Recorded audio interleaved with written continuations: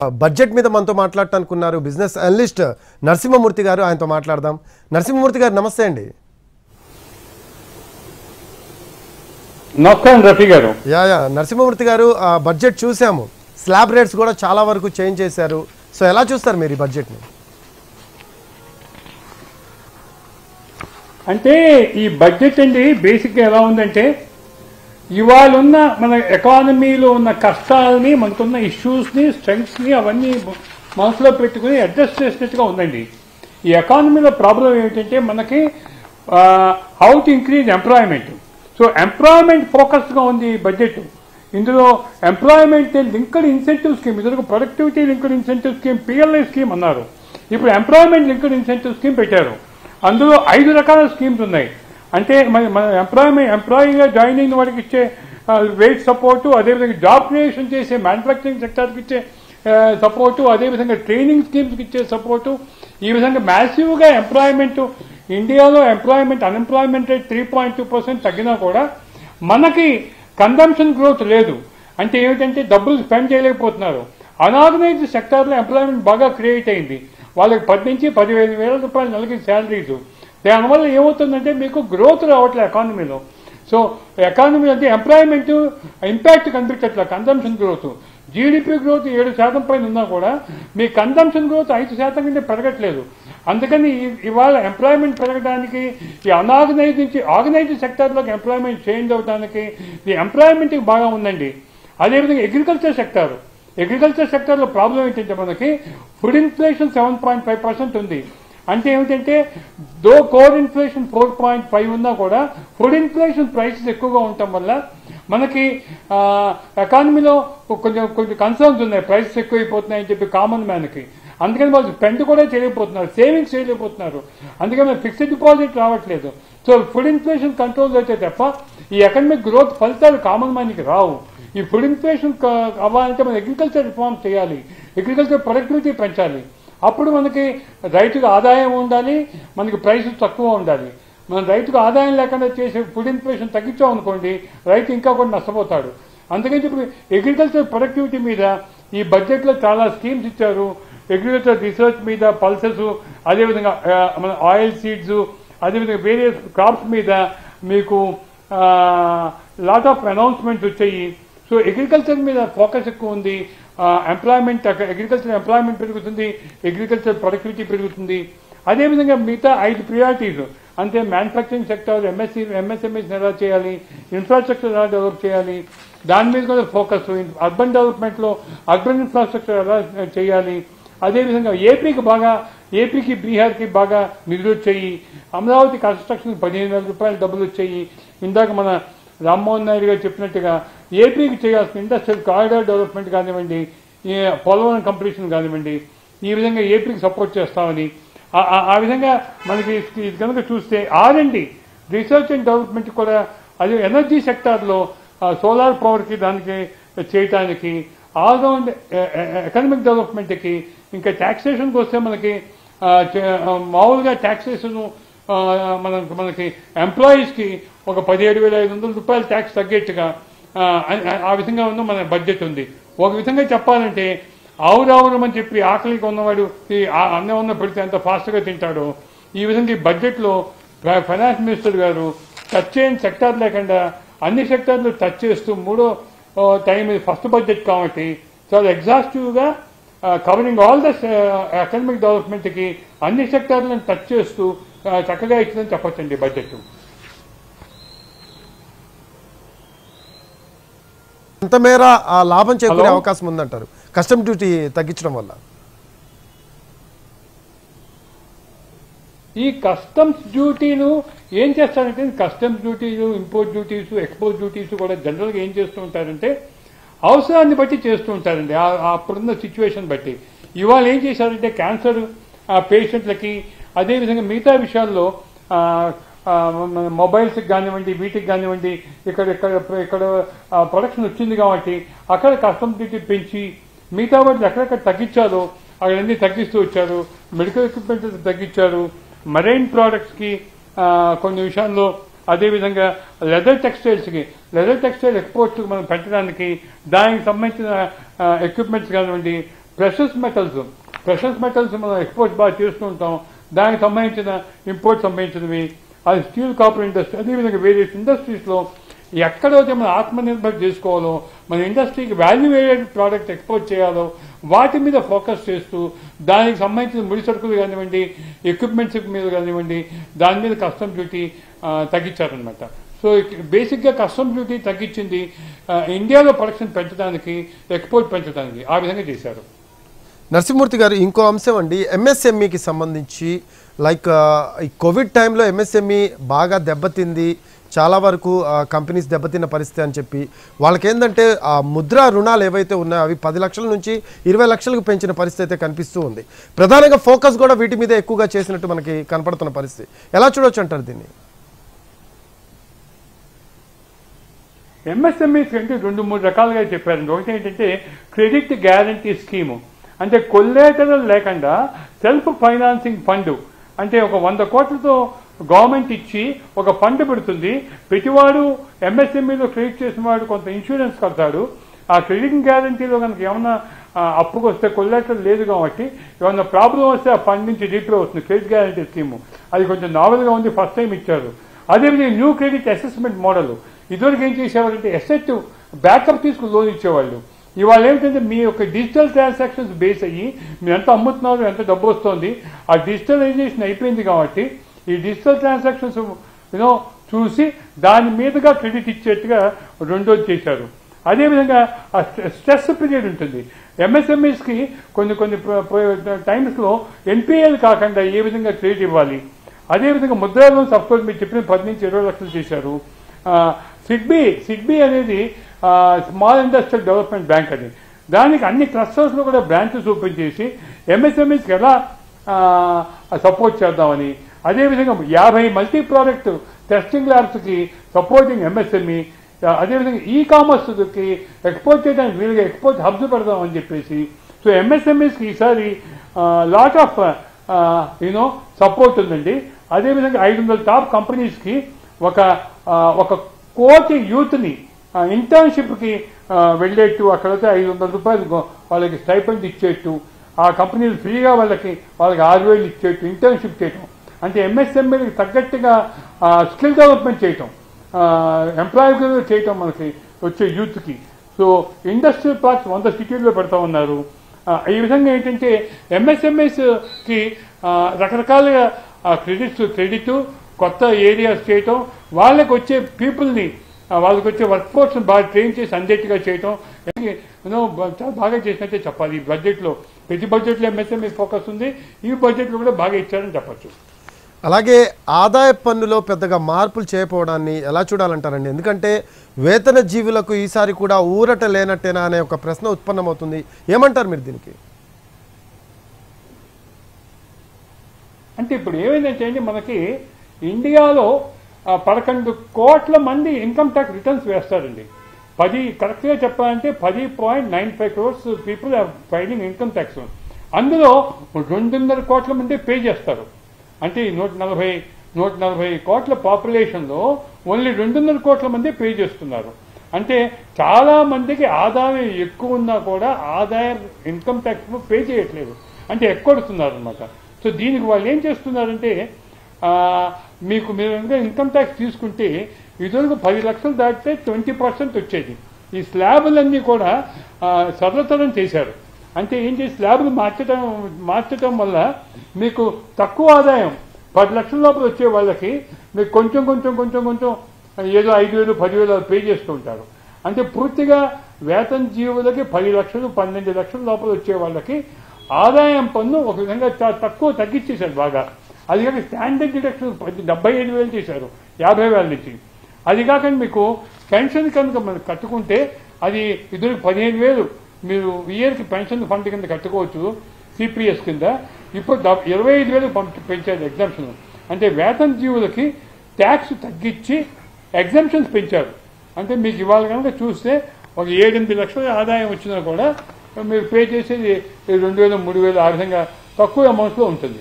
So కొంచెం pay చేయాలి, ఎవరైనా అందరూ పే చేయాలని ఆశతో ఆ విధంగా చేశారు. కాకపోతే బిలో 10 lakhs సంపాదించే వాళ్ళకి బాగానే ఎగ్జామ్షన్ ఉంది. వాళ్ళు ఎక్కువగా ఏం ట్యాక్స్ పే చేయాల్సిన అవసరం రాదు. అలాగే మోడీ ప్రభుత్వం ఎప్పటి నుంచో వికసిత్ భారత్ అనే నినాదాన్ని తీసుకుంది. వికసిత్ భారత్ దిశగా ఈ బడ్జెట్లో అడుగులు పడ్డాయి అనుకోవచ్చు అంటారా?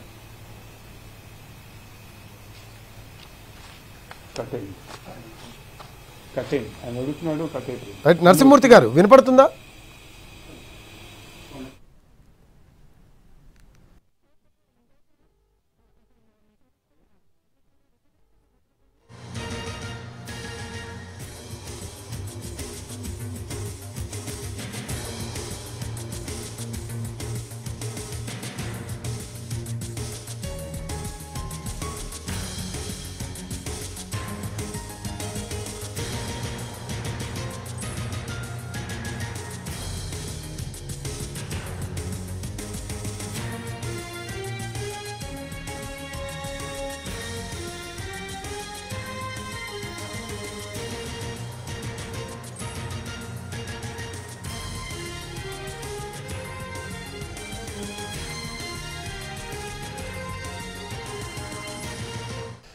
బడ్జెట్లో ఏపీపై వరాల జల్లు కురిపించింది కేంద్రం. అమరావతి అభివృద్ధికి 15,000 కోట్లు కేటాయించింది.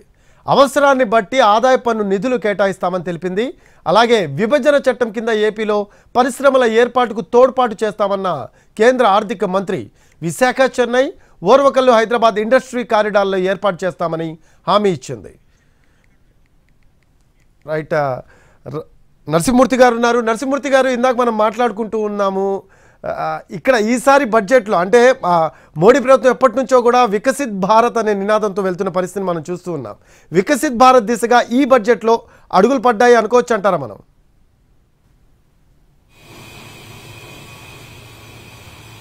అంటే వికసిత్ భారత్ అంటే ఏంటి, బేసిక్గా మనం ఈ బడ్జెట్లో చూస్తే మీకు 6-7 ప్రియారిటీ ఏరియాస్ తీసుకుని priority wise every area wise allocate చేస్తూ పోయారండి ఫండ్స్.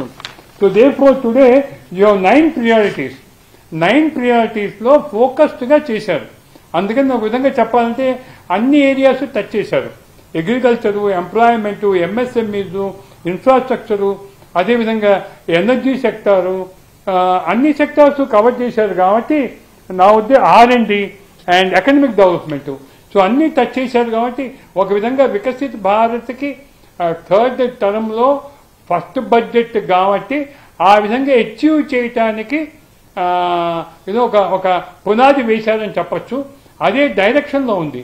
ఎలా ఎంప్లాయ్మెంట్ ఇవ్వాలన్నా మనకు ప్రాబ్లం ఏమిటంటే ఎకానమీలో గ్రోత్ బాగా ఉంది, కాకపోతే కన్జంప్షన్ గ్రోత్ అవ్వట్లేదు. మనకి జినీ కోఎఫిషియంట్ తగ్గింది. అంటే హ్యావ్స్కి హ్యావ్ నాట్స్కి బాగా సంపాదించేవాడికి తక్కువ సంపాదించేవాడికి డిఫరెన్స్ తగ్గింది లాస్ట్ 10 ఏళ్లలో. కానీ మీకు ఆ ఫీలింగ్ ఎకానమీలో రావట్లా. మనం బాగున్నామన్న ఫీలింగ్ లోలో లేదు. ఎందుకంటే ఎంప్లాయ్మెంట్ పెరిగినా కూడా తక్కువ ఆదాయం ఉన్న వాళ్ళు ఎక్కువయ్యారు. ఆ 10-15 వేల రూపాయలు సాధించే వాళ్ళు బాగా ఎక్కువయ్యారు. అందుకని మనకి ప్రాబ్లం ఏమిటంటే అగ్రికల్చర్లో 15% జీడిపిలో ఉంటే 46% మంది అగ్రికల్చర్ ఎంప్లాయ్మెంట్ ఉన్నారు. అన్లెస్ అగ్రికల్చర్ మనకి ఆదాయం పెరిగి అగ్రికల్చర్లో మీకు ప్రొడక్టివిటీ పెరిగి అగ్రికల్చర్లో మీకు వాళ్ళ అగ్రికల్చర్ లేబర్ యొక్క ఆదాయం పెరిగితే తప్ప మనకి కన్జంప్షన్ ఎక్కువ కాదు. సో కన్జంప్షన్ ఎక్కువ వస్తే కానీ వికసిత్ భారత్ రాదు. అందుకని ఎకానమీలో ఒక విధంగా చేయాలంటే ఎంప్లాయ్మెంట్, అగ్రికల్చర్ రెండు కూడా ఎంఎస్ఎంఈస్ 3 బాగా డీప్గా ఫోకస్ ఉంది. కాబట్టి ఒక విధంగా వికసిత్ భారత్కి మనం ఆ దోవలో ఉన్నామని, ఆ విధంగా వెళ్తున్నామని మనం ఆశించవచ్చు. అలాగే ఏపీ, బీహార్లపై ప్రత్యేకంగా ఈ బడ్జెట్లో ఫోకస్ కనిపిస్తున్నట్టు మనకి తెలుస్తూ ఉంది. అయితే అమరావతికి 15,000 కోట్లు కేటాయించిన పరిస్థితి, అలాగే అవసరాన్ని బట్టి కూడా అవి పెంచుతామని చెప్పింది. బీహార్కి కేవలం రోడ్ల మరమ్మతుల కోసమే 26,000 కోట్లను కేటాయించిన పరిస్థితిని మనం చూసాం. ఎలా చూడొచ్చు అంటారు దీన్ని నరసింహమూర్తి గారు? అంటే ఇక్కడ ఏపీకి అండి బేసిక్గా 15,000 కోట్లు కాదు, మీకు పోలవరానికి ఎంత కావాలంటే అంత ఇస్తా ఉన్నారు. 15,000 ఓన్లీ ఇనీషియల్గా అని చెప్పారు. అది కాక ముఖ్యంగా వైజాగ్ కారిడారు, అదేవిధంగా హైదరాబాద్ ఓర్వకల్లు బెంగళూరు కారిడారు. సో ఈ కారిడార్ల వల్ల ఏపీలో బాగా ఓర్వకల్లు కారిడారు, దీనివల్ల మనకి బాగానే ఫోకస్ ఉందని చెప్పచ్చండి. కాకపోతే ఏమిటంటే చాలా ఇంపార్టెంట్ బీహార్కి ఏమిటంటే వాళ్ళ ఫ్లడ్స్ వచ్చి కొట్టుకుపోతున్నాయి. బీహార్, ఉత్తరాఖండ్, హిమాచల్ ప్రదేశ్ ఇలాంటి ప్లేసెస్లో ఎక్కడెక్కడ ఫ్లడ్స్ వస్తున్నాయో ఆ ఫ్లడ్ల కోసం ఎక్కువ స్పెండ్ చేస్తున్నారు. ఆ విధంగా ఆ 2 స్టేట్లకు కూడా బాగానే మనం ఫోకస్ చేశారని చెప్పచ్చండి. అలాగే ఇక బ్యాంకింగ్ సెక్టార్స్ విషయానికి వద్దామండి. బ్యాంకింగ్ సెక్టార్స్ పై ఈ బడ్జెట్ లో ఎలాంటి ఫోకస్ జరిగిందంటారు? అంటే బ్యాంకింగ్ సెక్టార్ అంటే ఏంటంటే banking is a outcome of all other sectors అండి. అన్ని సెక్టార్లు బాగుంటాయి. మనం పాస్ట్ చూసాం అనుకోండి, ఎప్పుడెప్పుడైతే ఎకనామిక్ గ్రోత్ 6% కంటే తగ్గిందో బ్యాంకుల్లో ఎన్పిఏలు ఎక్కువయ్యాయండి. ఎప్పుడెప్పుడైతే ఎకనామిక్ గ్రోత్ 6, 7, 8% వచ్చిందో బ్యాంకులు బాగా ఉన్నాయి. ఈరోజు బ్యాంకులు చాలా ఆరోగ్యంగా ఉన్నాయి. అంటే ఎన్పిఎల్ తక్కువగా ఉన్నాయి. బ్యాంకింగ్ సెక్టారు గ్రోత్ బాగుంది. ఫైనాన్షియల్గా రోబస్ట్గా ఉన్నాయి. కాకపోతే ఒక బ్యాంకింగ్ సెక్టార్లో మేజర్ ప్రాబ్లం ఏమిటంటే మనకి డిపాజిట్లు తగ్గుతున్నాయి, క్రెడిట్లు ఎక్కువ అవుతుంది. క్రెడిట్ డిపాజిట్ రేషియో బాగా ఎక్కువైపోయింది. డిపాజిట్లు ఎందుకు తగ్గుతున్నాయి అంటే ఈ డిపాజిట్లన్నీ కూడా మ్యూచువల్ ఫండ్గా పోయి మార్కెట్కి పోతున్నాయి. ఈ బ్యాంకులు చేసే తప్పు పని ఏమిటంటే వీళ్ళు డిపాజిట్ల మీద వడ్డీ పెంచట్లేదు. ఎస్ఎల్ఆర్ రేట్లు మన గవర్నమెంట్ రిపో రేట్ పెంచినప్పుడల్లా కూడా, ఆర్బీఐ పెంచినప్పుడల్లా కూడా వడ్డీకి వసూలు చేసే రేటు పెంచి దానికి తదనుగుణంగా ఫిక్స్డ్ డిపాజిట్ రేట్లు పెంచట్లేదు. అందుకని డిపాజిట్లు ఎక్కువ కావట్లేదు. ఇవాళ బ్యాంకింగ్ ఉన్న రంగంలో ఉన్న ప్రాబ్లం ఏంటంటే ఈ బ్యాంకింగ్ రంగం బాగుంది, కాకపోతే వాళ్ళకి డిపాజిట్లు పెరగట్లేదు. దానికి కారణం ఏంటంటే వీళ్ళు డిపాజిట్ల మీద కొంచెంగా కనుక వడ్డీ రేట్లు పెంచితే అప్పుడు మన ఎస్పెషల్లీ ముసలి వాళ్ళు బ్యాంకుల్లో డిపాజిట్లు పెట్టుకుని బతికే వాళ్ళ మీద వడ్డీ రేట్లు పెంచట్లేదు. ఇన్ఫాక్ట్ దాని మీద బడ్జెట్లో చేసేది ఏముండదు. అవుట్ సైడ్ ఆర్బీఐ గవర్నమెంట్ కొంచెం బెత్తం పట్టిన వాళ్ళ మీద యాక్షన్ తీసుకోవాలి. లేకపోతే ఈ డిపాజిట్ల మీద వడ్డీ రేట్లు పెంచకపోవడం అనేది, సీడీ రేట్స్ ఎక్కువైనా కూడా వాళ్ళు మార్కెట్లో డ్రా చేసి చేయడం అనేది అదొక రకమైన తప్పని నా ఉద్దేశం. దీని మీద corrective measures central government and RBI వీళ్ళని డిసిప్లిన్ చేయాలి బ్యాంకర్లని.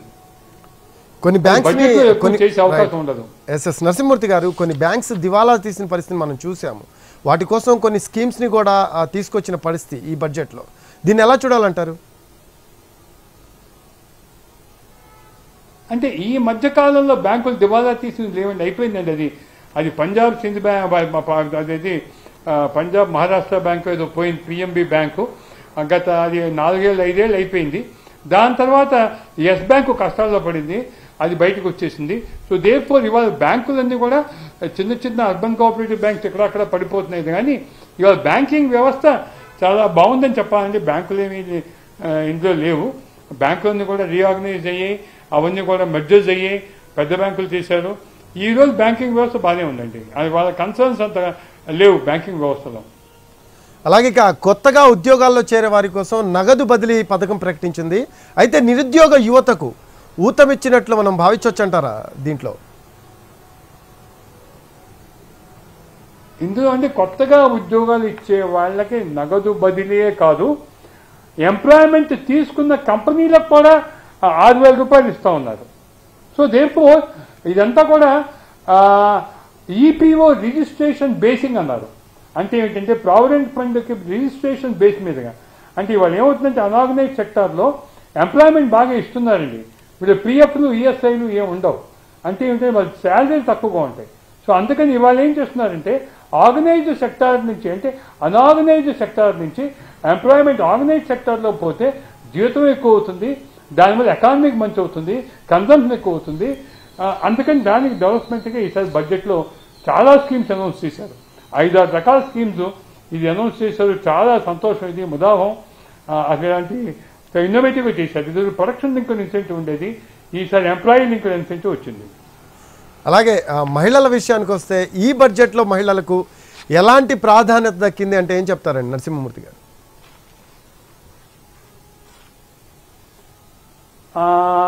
ఆల్రౌండ్ డెవలప్మెంట్ కింద ఇందిరా ఆవాస యోజన ఫండ్స్, తర్వాత ఉమెన్ డెవలప్మెంట్ గ్రోత్ ఫండ్స్, పైగా ఉమెన్ పేరు మీద కనుక ఇల్లు కొంటే స్టాంప్ డ్యూటీ ఎగ్జంప్షన్స్.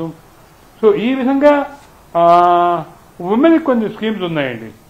అంటే బేసిక్గా ఆల్రౌండ్ డెవలప్మెంట్ కింద ఆవాస యోజనలు ప్రిఫరెన్సెస్ లేడీస్కి, హ్యూమన్ డెవలప్మెంట్ గ్రోత్ ఫండ్స్ పెడతా ఉంది.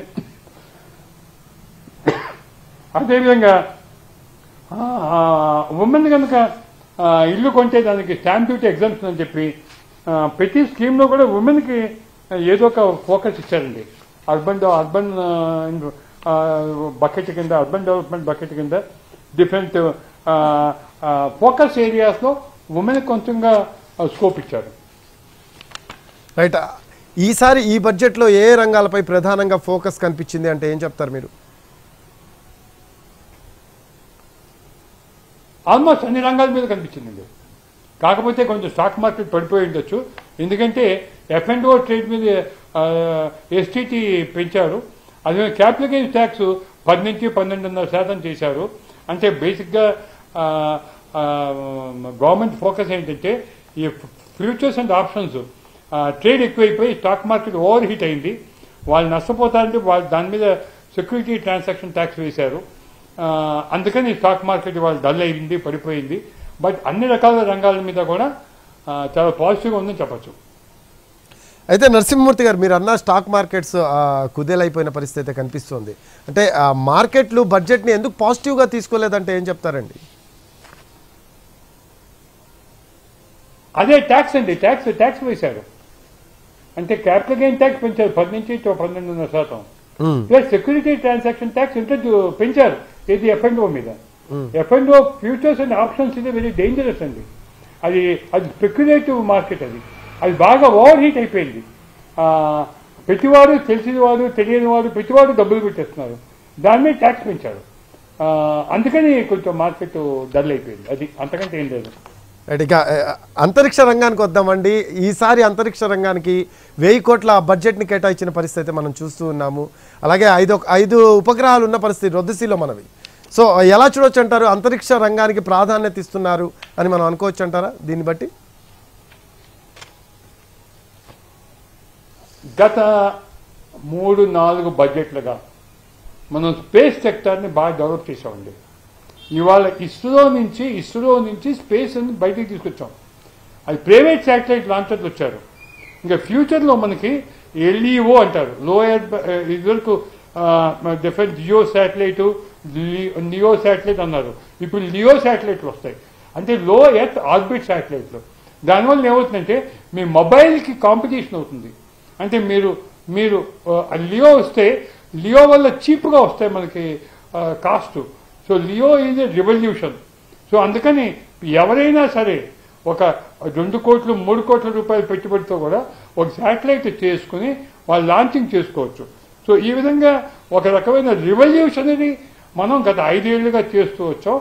అదేవిధంగా దాన్ని కొనసాగింపుగానే ఈసారి కూడా 1000 కోట్లు వాళ్ళు పెట్టారు. అందుకని space sector is going in right way. ఇవాళ స్పేస్ సెక్టర్కి మనం డబ్బులు గవర్నమెంట్ ఇవ్వాల్సిన పని లేదు. ఎందుకంటే ఇవాళ ఇస్రో ఎవ్రీ లాంచ్ లాభంలో చేస్తుంది. అంటే వాళ్ళు బయట నుంచి వచ్చే శాటిలైట్లు లాంచ్ చేసి దాని లాభంతోనే రన్ అవుతుంది. సో ఈరోజు మనం చేసిన గొప్ప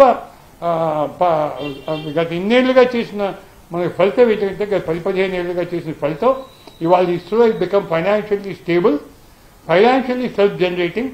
ఈసారి కూడా ఇస్రోకి అండ్ స్పేస్ సెక్టర్కి ఇచ్చిన డబ్బులు అవి సపోర్టివ్గా కొనసాగింపుగా ఉన్నాయి. ఇన్నేళ్ళ నుంచి ఇచ్చిన ఎఫర్ట్కి కొనసాగింపుగా ఉన్నాయి. రైట్ అండి, థ్యాంక్ యూ నరసింహమూర్తి గారు, మంచి విషయాలు చెప్పారు. సో మొత్తం మీద బడ్జెట్లో ఏపీపై వరాల జల్లు కురిపించిన పరిస్థితి కేంద్రం. అమరావతి అభివృద్ధికి మొత్తం 15,000 కోట్లు కేటాయించింది. అవసరాన్ని బట్టి అదనపు నిధులు కూడా కేటాయిస్తామని చెప్పిన పరిస్థితి కనిపిస్తోంది.